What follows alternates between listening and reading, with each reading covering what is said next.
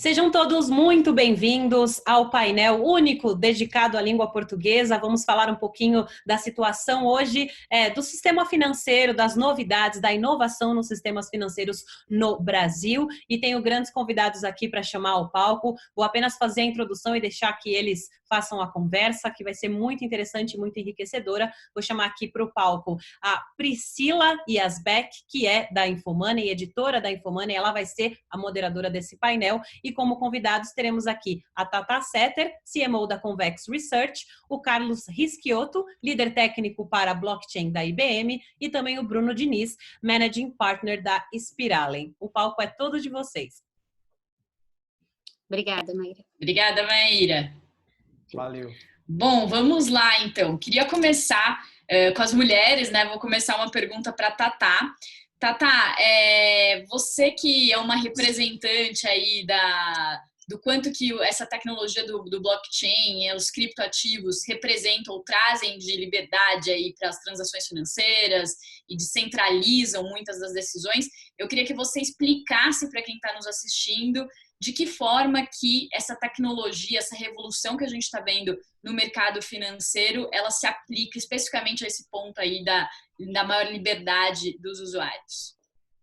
Bom, primeiramente quero agradecer aí o convite, né? Representar aqui as mulheres também nesse ecossistema aí das criptomoedas, do mercado financeiro em geral. É uma grande satisfação estar fazendo parte, né, desse movimento aí, também dessa questão toda da inovação que a gente está trazendo para o mercado financeiro. Eu trabalho, né, na Convex Research, que a gente faz um trabalho realmente de trazer informação e conhecimento para as pessoas a respeito do potencial que tem as criptomoedas de devolver o poder às pessoas. A gente vê aí que as criptomoedas, na verdade, o Bitcoin, ele surge para resolver um problema que existe, que é do monopólio aí da emissão da moeda, né, pelos governos. E a gente vê como que isso foi deteriorando ao longo do tempo o poder, né, de aquisição das pessoas, da população, foi empobrecendo realmente a população. Então, a gente entende aí nas criptomoedas, no Bitcoin, como uma maneira de devolver aí o poder às pessoas, de realmente democratizar também o acesso aos serviços financeiros. Certo. Carlos, vou passar a bola para você agora. A gente sabe, então, né, o pessoal que está assistindo, assim, tem algumas pessoas que acho que já têm contato com esse universo, mas também queria que você respondesse para quem é leigo. Em que estágio que a gente está da implementação do uso de criptoativos, de blockchain no nosso sistema financeiro, mas não só no sistema financeiro, como também em outros mercados? Legal, Priscila. Então, a gente vê o seguinte, né? Primeiro, um pouco uma separação entre a tecnologia e a aplicação própria da tecnologia, né? O blockchain é a tecnologia que está por trás, por baixo de todas essas ideias de criptomoeda, ativos digitais e por aí vai, né? E depois a gente tem uma aplicação específica que é a da moeda, da criptomoeda, do Bitcoin ou das outras equivalentes. O blockchain está num grau de adoção nas empresas bastante acelerado.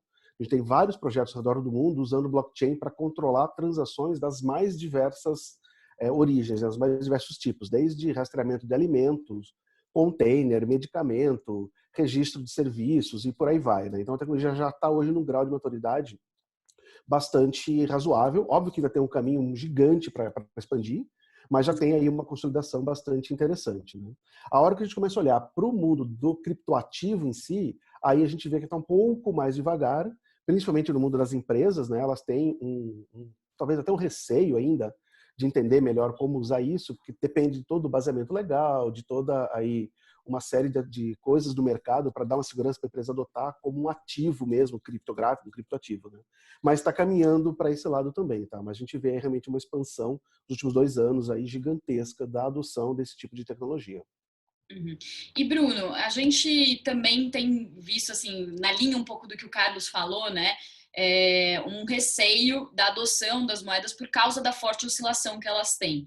Você recentemente escreveu um artigo que a comunidade aí que acompanha muitas notícias sobre criptoativos ficou de olho, falando sobre as stablecoins. Queria que você explicasse um pouco desse conceito para quem está nos assistindo e falasse de que forma que esse conceito pode resolver um pouco dessa oscilação forte aí que as criptomoedas têm hoje.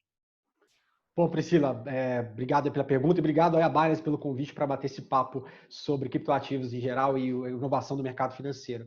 Bom, quando a gente fala de stablecoins, né, foi um passo importante dentro da evolução do ecossistema cripto como um todo. A gente teve desde o lançamento aí do Bitcoin no final da década dos anos 2000, a gente começou a ver diferentes usos de aplicações, né? Teve o surgimento das altcoins, que são essas criptomoedas alternativas, né? Com diferentes usos e casos de uso aí.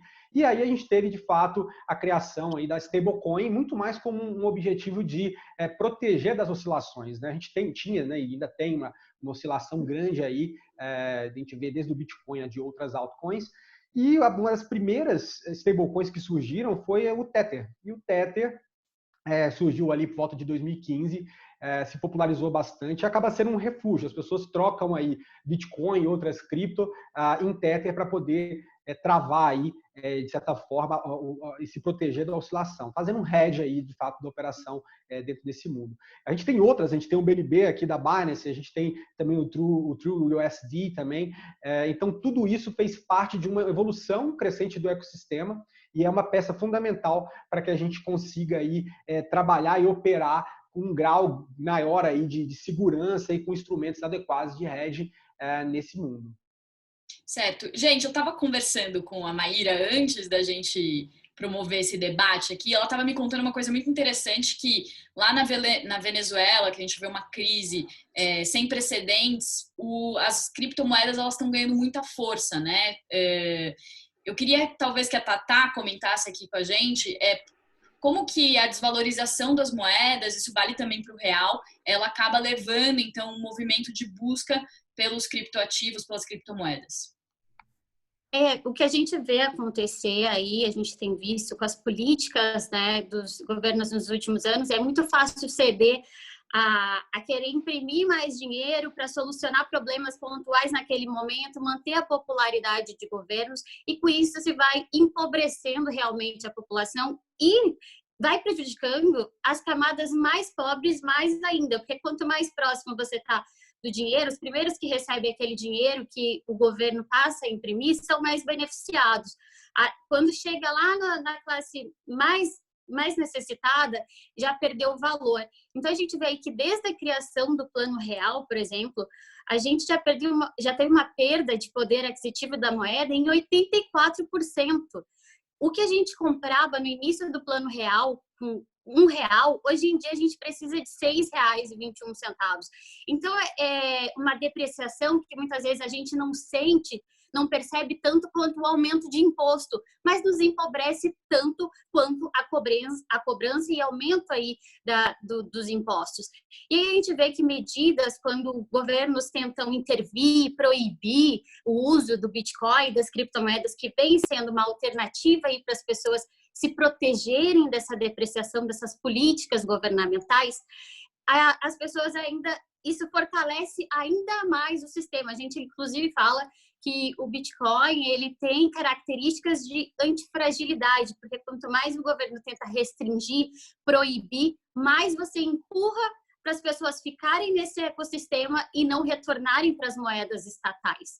Então, a gente vê que quando o avanço dos governos é muito forte em querer proibir ou intervir de maneira muito agressiva, eles estão, na verdade, fortalecendo aí ainda mais o ecossistema de criptomoedas. E como você falou, Isabel, a questão das pessoas estarem encontrando aí no Bitcoin, criptomoedas, mas o Bitcoin, essencialmente, que na nossa tese de investimentos é visto como ouro digital, como uma maneira de preservar aí o patrimônio das famílias. E aí a gente está vendo isso na Venezuela, na Argentina, e como a gente vê também em outros países que isso está acontecendo.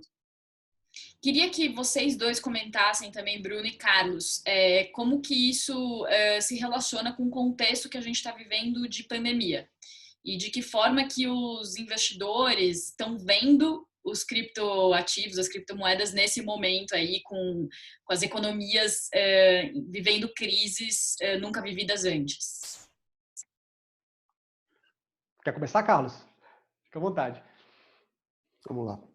Então, como comentei, né, a gente vê assim, algumas coisas interessantes. Eu acho que essa questão da pandemia está dando uma celeridade nas empresas em adotar tecnologias mais desconhecidas, né? Então isso fez com que essas empresas fossem atrás, investigar, estudar e acabar adotando tecnologias que talvez sem esse momento demorasse um tempo maior para eu abrir algumas regras, para eu aceitar fazer algumas coisas de um jeito diferente do que eu fazia antes. Então acho que isso acabou acelerando um pouco a adoção de tecnologias mais novas, né? E aí o blockchain e as criptomoedas, os criptoativos acabam sendo bastante interessantes nesse aspecto, né? E a gente também vê a adoção e o uso dessa tecnologia para poder permitir algumas coisas que a gente não conseguia fazer antes, né? A gente tem exemplos aí de usando o blockchain para registros de serviços públicos, serviços de cartório, votação, coisas que dependiam muito do apelo físico. Com essa proibição da gente estar perto, a gente acaba buscando uma alternativa e aí o blockchain acabou mostrando como uma boa solução para alguns desses casos, né? Até o surgimento aí de outros ativos mobiliários, imobiliários baseados ou lastreados em tokens, né? Na criação de tokens para dar mais velocidade. Então a gente tem visto um movimento bastante interessante nos dois aspectos, tanto no uso da tecnologia para fomentar serviços e processos das empresas, como o uso da tokenização e dos ativos para acelerar uma série de processos e uma série de coisas, né? Bruno, você quer comentar? Bom, eu já digo que, além disso, né, o Carlos colocou muito bem aí de alguns movimentos que estão sendo acelerados em função da pandemia. A gente tem outro movimento muito importante que já estava na pauta também, principalmente de muitos bancos centrais aí mundo afora, que é o das Central Bank Digital Currencies, né, as CBDCs, né? A gente tem esse assunto retomando, ainda mais por causa dessa mudança de comportamento em relação ao uso do dinheiro em espécie, né? As pessoas hoje têm mais medo, então isso também acaba sendo uma grande abertura de portas aí para que governos comecem a trabalhar com isso mais forte, né? A gente tem a China, que está acelerada nesse assunto, já está fazendo testes da sua moeda digital aí, e também a gente tem outros países que estão colocando isso na pauta, como os Estados Unidos, e esse é o tipo de discussão, Priscila, que ela ganha força com a pandemia, mas ela já estava acontecendo um pouco antes, quando a gente teve principalmente uma conversa a respeito da Libra, né, que é a stablecoin do Facebook. Na verdade, o Facebook, junto com outras empresas, aí estavam planejando a Libra, e diversos bancos centrais chegaram e resolveram dar uma brecada nesse processo e retomaram, e começaram a pensar nessa alternativa. E vale lembrar, né, a diferença, né? Uma stablecoin, ela tem um cunho privado, e quando a gente fala de uma CBDC, ela não tem, ela é de certa forma, ela é realmente estatal. Então a gente tem aí dois contrastes, mas de toda forma temos a pandemia impulsionando esse movimento nessa linha, né? Quer dizer, né, o que a gente vê de pandemia acelerando inovação, digitalização de empresas, a gente também está vendo nesse setor, né? Eu queria que a Tatá explicasse um pouco mais essa questão aí de como que os governos, os bancos centrais estão lidando com essa questão, porque existe uma grande apreensão, acho que a velha apreensão aí dos bancos centrais é o aumento de circulação de moedas e como que eles fariam um controle de inflação diante disso, né? Queria que você comentasse um pouco essa questão. Então, a gente percebe, né, que a pandemia, ela foi um gatilho, né, para expor aí já fragilidades que já estavam presentes nas economias, no mercado financeiro. Então, de maus investimentos, realmente da depreciação aí do poder de compra das pessoas. Então, ela expôs e acelerou, como disse também o Bruno e o Carlos, esse processo aí de imigração das pessoas. E os bancos centrais tendo que atuando mais forte, como eles estão atuando nesse momento, injetando mais recursos aí na economia, imprimindo mais dinheiro, inevitavelmente tem uma série de teses aí que circulam sobre, não, mas nesse momento não vai ter inflação, só que historicamente, e todos os índices apresentam que não vai ser diferente dessa vez.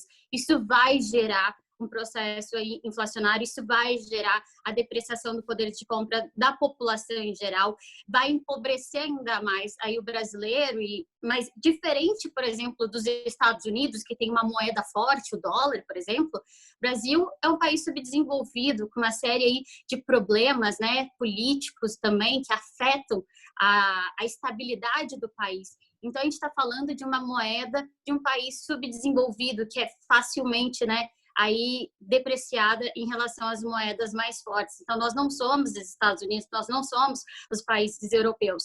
Então, isso realmente perigoso aí. Eu acredito que às vezes a gente não tem noção das consequências. Tem até um livro do Frederic Bastiat que fala o que se vê e o que não se vê. A gente defende muitas vezes ideias com a maior das boas intenções, mas sem entender as consequências disso. Então, tem consequências essa injeção de dinheiro massiva que está acontecendo por parte dos bancos centrais. E uma coisa também interessante que o Bruno pontuou, da questão dessa transformação, ela já estava acontecendo antes, até mesmo o movimento das fintechs. A gente viu que inicialmente tiveram enormes barreiras aí as fintechs, e elas foram pouco a pouco avançando, e a legislação foi se adaptando. Não estava pronta a legislação para eles. A tecnologia, ela avança, depois vai se ajustando essa questão aí das regulações e tudo mais. Mas a gente percebe o quão importante é esse movimento de inovar, de competição aí para o mercado. O mercado financeiro brasileiro, ele é muito fechado ainda, então a gente vê que maior competição em todas as áreas é o melhor aí para a população, né? Queria colocar uma questão também. O Bruno falou sobre a moeda do Facebook, né, da Libra. E daí eu queria jogar talvez para o Bruno e para o Carlos essa questão de concentração também do mercado, né? Porque a gente acabou de ver o Banco Central barrando o WhatsApp Pay, justamente porque eles viram um risco de concentração de mercado com o Cielo, a parceria seria com o Banco do Brasil, Nubank, se não me engano. Então, assim, o Banco Central barrou essa chegada aí do WhatsApp Pay aqui no Brasil, seria o primeiro país a receber essa tecnologia, depois de uma tentativa frustrada lá na Índia. Queria que vocês comentassem isso, assim, de que forma que também a gente pode ter essas big techs, né, essas grandes empresas, também, de certa forma, contribuindo para um movimento oposto a esse que a Tata estava falando, né, de descentralizar, né? E será que a gente tem esse risco de concentração com a entrada desses grandes players? Não sei se quer começar, Bruno ou Carlos. Vamos lá, eu começo, Priscila. Bom, falando especificamente disso, né, assim, um dos motivos que levou, inclusive, o Banco Central a segurar essa entrada do Facebook via WhatsApp, aqui fazendo função de pagamentos, tem a ver com a implementação do Pix, que é esse sistema de pagamentos instantâneos aqui que vai entrar no ar no Brasil em novembro, né? E assim, a grande diferença do Pix, o que eu costumo falar, é que o Pix ele tenta corrigir um problema que hoje acontece, de certa forma, lá na China. Porque a China, a gente tem uma adoção grande de pagamentos móveis, mas a gente só tem dois players principais, é praticamente um duopólio. A gente tem a Tencent, que é dona da WeChat, e a gente tem o Alipay, que é da Ant Financial, que é ligada aí ao grupo Alibaba. Então, assim, lá a gente tem dois grandes players. Aqui, o Banco Central está criando, né, uma infraestrutura básica de pagamentos interoperável, que funciona 24/7, está criando um próprio código chamado BR Code, que é um QR Code, que vai funcionar para todo mundo. Então, você vai ter o seu QR Code individualizado. E aí, em cima disso, atrair os players, né, trazer bancos para isso, fintechs para cá, e também big techs, por que não? Então, você tem todo mundo nivelado dentro do mesmo ambiente competitivo e totalmente interoperável, sem criar essas incongruências e arranjos fechados e que vão centralizando muito poder. Então, eu entendo que esse movimento foi, de certa forma, acertado. A gente está criando as bases, o Pix vai ajudar muito nisso, né? Inclusive, o Pix, de certa forma, pode acabar, do meu ponto de vista, influenciando em algumas stablecoins que a gente tem aqui, que a gente tem stablecoins que foram criadas exatamente para tentar resolver um problema da pessoa que quer operar no final de semana e tem um horário de TED. Né? E com o Pix a gente não tem isso, a pessoa pode chegar e mandar um recurso, né? E muita gente estava usando algumas stable, comprava e poder, de certa forma, fazer as operações. Então a gente tem um novo movimento, mas eu acho que o Banco Central está muito preocupado, não só do Brasil, como em outros lugares, para manter um ambiente competitivo aí sadio, né? Carlos? Exatamente, Bruno. Acho que essa é a palavra-chave, né? Essa questão de trazer o equilíbrio, né? Como a gente tem empresas, às vezes, com poder econômico muito grande, seria fácil ela desequilibrar o mercado, ou oferecendo um produto que só ela vai conseguir ter, ou por abrangência, ou por tecnologia, né? Então, acho que realmente a preocupação do regulador é muito essa, de tentar manter aí o equilíbrio tanto no mercado, quanto o equilíbrio da competição, de poder permitir que todo mundo esteja participando, né? Complementando até o que a Tata comentou, o Banco Central hoje tem uma visão muito progressista, muito assim, avançada com relação às fintechs, ela está trabalhando forte com a regulação do Open Banking, que é o embasamento por base para permitir que as fintechs possam cada vez mais operar e criar serviços, né? Inclusive, na semana passada, teve um pronunciamento do Campos Neto, que ele comenta sobre o Pix, explicando um pouquinho mais aí da evolução do projeto. Inclusive, ele fala que, na visão dele, o Pix, esse movimento de pagamento instantâneo, vai culminar numa moeda digital, né, numa Central Bank Currency, daqui a pouco. Né? Então, o caminho da tecnologia é muito esse. Né? Então, realmente, eu acho isso bastante interessante. Mas, do outro lado, sempre existe esse poder, essa possibilidade das grandes empresas, sejam elas as Big Techs ou não, né? A empresa que detém uma fatia de mercado muito grande tem uma influência. Se a gente pegar um grande varejista no americano, por exemplo, ele pode criar uma moeda que é válida naquela cadeia dele e trazer aí um grau de influência no mercado. Né? Por isso que eu acho que é importante essa visão do regulador. Por um lado, às vezes a gente fica meio frustrado que a regulação e a legislação segura um monte de coisa, segura inovação, mas, por outro lado, traz uma certa segurança. Né? Acho que esse equilíbrio de inovação aberta e uma garantia, algum tipo de garantia, é bastante importante. Né? Sim, e inclusive tem uma discussão interessante sobre isso, que é a questão dos desbancarizados, né, que são pessoas que não têm acesso ao sistema bancário hoje, que com o Pix, né, essa é uma das intenções do Banco Central. Bom, a conversa fluiu que Maíra me deu um toque assim, ó, estamos encerrando de tempo, eu tô assim, pô, mas queria agradecer muito a presença de vocês. Antes, queria só que vocês fizessem as considerações finais, vamos começar com a Tatá, e depois eu passar para a Maíra, que também tem uma palavrinha final. Bom, mais uma vez, obrigada aí pelo convite. Eu acredito que esse é um tema, um assunto que tem que estar cada vez mais presente aí na vida, não só do brasileiro, no mundo inteiro a gente vê isso presente, e isso a gente precisa reforçar aí para o brasileiro. Sendo uma entusiasta das criptomoedas, eu sempre falo, estude a tecnologia. Não importa se inicialmente você tem um pouco de receio em relação aos criptoativos, então vá à tecnologia, que é o que está por trás também aí do Bitcoin. Eu acho que a gente caminha aí para um movimento com a rede de código aberto, blockchain, para uma sociedade com maior transparência, de realmente devolver aí o poder das pessoas.